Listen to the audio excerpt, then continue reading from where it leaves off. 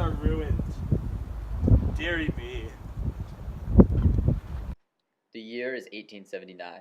An Irish farmer, O'Levar O'Ball, struggles with his plants, attempting to rid them of disease that kills the plants and renders them no longer edible.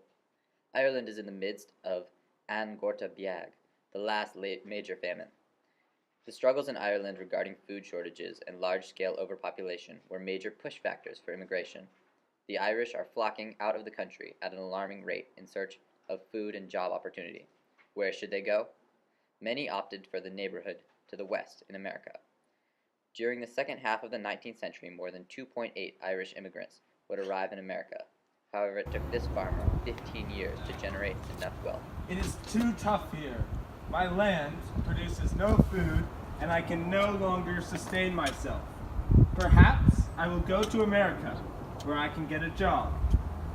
It is said that the steel mills and railroad companies are in need of labor, and that is the type of work that any man, such as I, can do.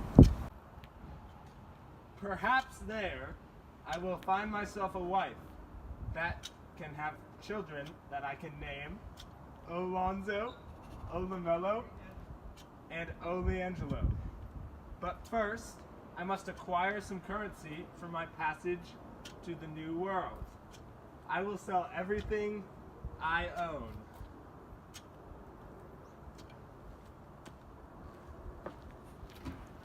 Nice. I must set up my goods. I must sell everything. It is essential that I can get my family to America. Oh, you, sir, passerby. Hello. Would you like my grandmother's vase? Indeed. How wonderful. Yes, thank you. But what more have you? I have my shoe. Your shoe? That is not enough. What I of have this? my other. You can have this too. It is a family heirloom. I will take it with pride. Thank you. Please, sir, that will be $10. $10. That's not worth a shilling. That'll be 5 shillings. I will give you 0.5 shillings. Thank you. I shall put this towards my savings fund. I hope you have a good day. We running this, let's go. I'm on a boat. I'm on a boat. Everybody look at me, cause I'm sailing on a boat. I'm on a boat. I'm on a boat. Take a good hard look. 15 years later. The year was 1893. The journey across the Atlantic was difficult. In its infancy, it was rife with theft and exploitation. Ship owners and captains often charged extreme fees and provided inedible food and water. Later, U.S. and European governments passed measures to regulate the abuses of boat owners. However, harsh conditions endured. Sailing ships became iron steamships, making the journey 2 weeks shorter. Although passengers could expect poor and uncomfortable conditions, they were now tolerable.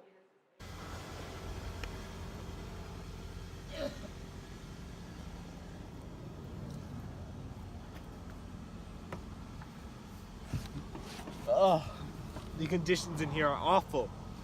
There is little food, the water is contaminated, and there is foul odor from everyone on board. I just hope to get to America soon. We running this, let's go. I'm on a boat. I'm on a boat. Everybody look at me, cause I'm sailing on a boat. I'm on a boat. I'm on a boat. Take a good hard look at Ellis Island. Ellis Island began as a checkpoint for European immigrants in 1892, just 1 year before our immigrant arrived. The island was enlarged from 3 to 28 acres in order to house the immigration facilities. It saw nearly 12 million people pass through on the way to the United States before it was closed in 1954. Boats would arrive and flocks of passengers would enter, hoping to gain citizenship. In order to become a citizen, new migrants answered demographic questions and underwent a physical examination before a doctor. About 2% of people were turned back for disease or criminal history. Luckily, our immigrant O'Levar is healthy with no signs of mental illness or criminal background. If he is permitted to pass through, he will become an American citizen and journey on to New York. Ellis Island, I have arrived. Look at the beautiful New York coastline. I can finally fulfill my dream of becoming a U.S. citizen. Please, sir, help me become a citizen. Please, sir. I beg of you, please. Where are you coming from? I am from the Republic of Ireland. We've been having a lot of your folk over the past century. Well, where are your papers? Here you go, sir. I'm talking about your real papers, none of these. First question is, how tall are you?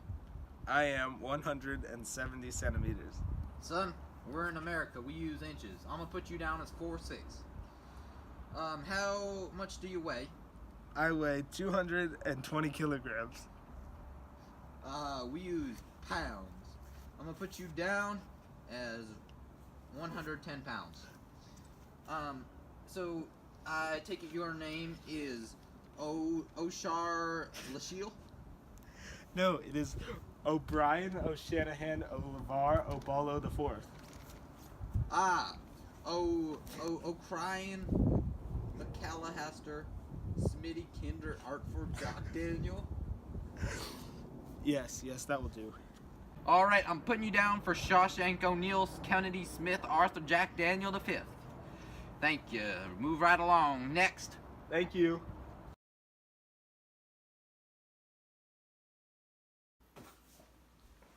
Honey, I'm off to work. Have a good ass day, baby. Life for Irish upon arrival in the U.S. was not easy.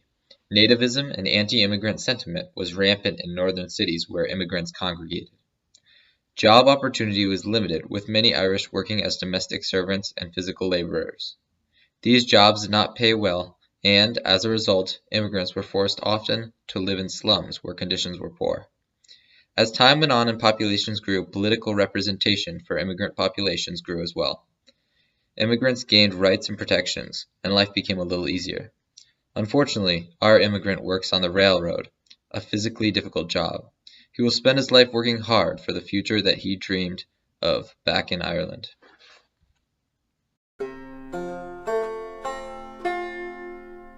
I've been working on the railroad all the livelong day. I've been working on the railroad just to pass the time away. Can't you hear the whistle blowing? Rise up so early in the morn.